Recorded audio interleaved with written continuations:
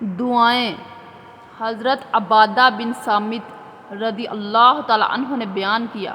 انہوں نے کہا، ان حضرت نے فرمایا، جو شخص رات کو جاگ اٹھے پھر یہ کہے لا الہ الا اللہ وحدہ لا شریک لہ لہ الملک و لہ الحمد وہو علی کل شیء قدیر، الحمد سبحان اللہ ولا الہ الا اللہ واللہ اکبر ولا حول ولا قوۃ الا باللہ، پھر دعا مانگے یا یوں کہے یا اللہ مجھ کو بخش دے، تو اس کی دعا قبول ہوگی۔ اگر وضو کرے اور نماز پڑھے تو اس کی نماز قبول ہوگی۔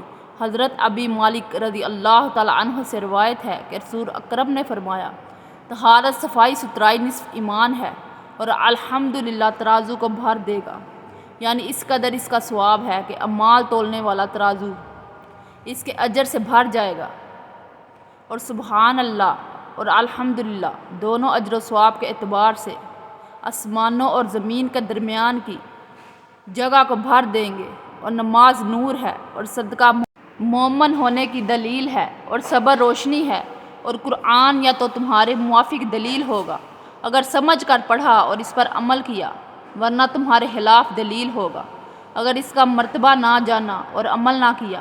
ہر آدمی جب صبح کو اٹھتا ہے تو اپنے آپ کو فروخت کر دیتا ہے، یا نیک کام کر کے اپنے آپ کو آزاد کرتا ہے، یا برے کام کر کے اپنے آپ کو تباہ کر لیتا ہے۔ حضرت انس رضی اللہ تعالیٰ عنہ سے روایت ہے کہ رسول کریم نے ایک ایسے شخص کی عیادت کی جو چوزے کی طرح کمزور ہو گیا تھا۔ رسول کریم نے اس سے فرمایا، تم اللہ سے کس چیز کی دعا کرتے تھے؟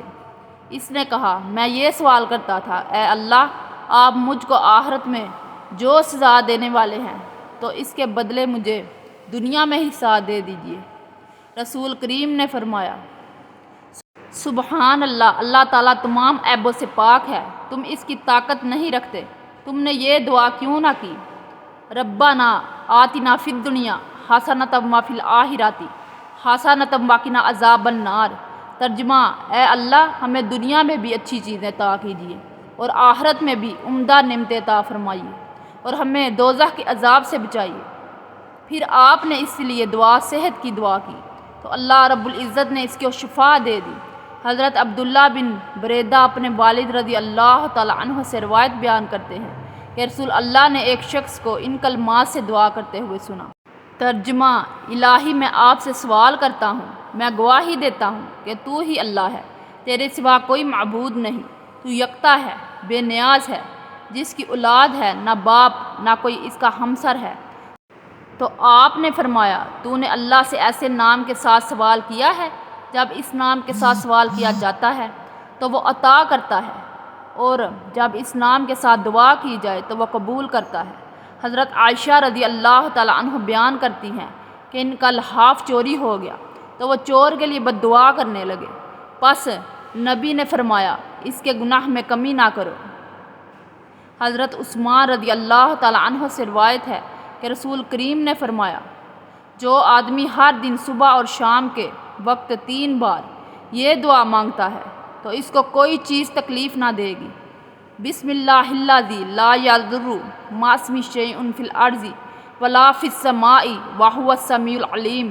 ترجمہ، اللہ کے نام کے ساتھ مدد طلب کرتا ہوں جس کے ذکر کے ساتھ زمین اور آسمان میں کوئی چیز تکلیف نہیں دے سکتی، وہ زیادہ سننے والا اور زیادہ علم والا ہے۔ عثمان کہتے ہیں کہ میں فالج زدہ تھا، ایک آدمی میری طرف دیکھنے لگا تو میں نے اس سے کہا، تم مجھے کیوں دیکھ رہے ہو؟ یقین کرو حدیث اسی طرح ہے جس طرح میں نے تمہیں بتائی ہے، البتہ میں اس دن یہ دعا پڑھنا بھول گیا تھا اور اللہ تعالیٰ کی تقدیر پوری ہو گئی۔ حضرت ابی عیاش زرقی رضی اللہ تعالیٰ عنہ سے روایت ہے کہ رسول کریم نے فرمایا، جو آدمی صبح کے وقت یہ دعائیہ کلمات کہے گا، لا الہ الا اللہ وحدہ لا شریک لہ لہ الملک و لہ الحمد وہو علی کل شیء قدیر۔ ترجمہ، اللہ تعالیٰ کے علاوہ کوئی معبود برحق نہیں، وہ ایک ہے، اس کا کوئی شریک نہیں، اسی کی بادشاہیت ہے، اسی کے لیے حمد و ثنا ہے،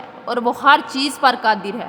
تو اسے اسماعیل کی اولاد سے غلام آزاد کرنے کے برابر ثواب حاصل ہوگا، اور اس کے نامہ اعمال میں 10 نیکیاں شامل ہوں گی اور 10 برائیاں مٹا دی جائیں گی۔ اور 10 درجات بلند ہوں گے، اور وہ شام تک شیطان کے شر سے محفوظ رہے گا۔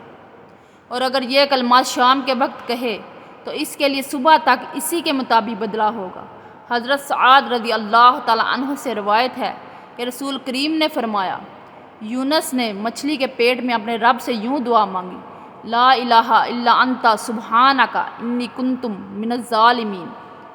ترجمہ، آپ کے علاوہ کوئی معبود برحق نہیں، آپ پاک ہیں جبکہ میں ہی ظلم کرنے والوں میں سے ہوں۔ جو مسلمان بھی ان کلمات کے ساتھ دعا کرتا ہے تو اس کی دعا ضرور قبول ہوتی ہے۔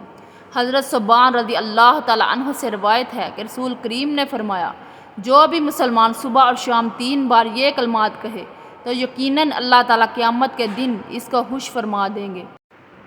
میں نے اللہ کو رب، اسلام کو دین اور محمد کو پیغمبر مانا۔ حضرت ابو ہریرہ سے روایت ہے کہ رسول کریم یہ دعا مانگا کرتے تھے، اے اللہ، میں آپ سے 4 چیزوں سے پناہ مانگتا ہوں، ایسا علم جو مفید نہ ہو، ایسا دل جس میں اللہ کا خوف نہ ہو، ایسا نفس جس میں قناعت نہ ہو، ایسی دعا جو قبول نہ ہو۔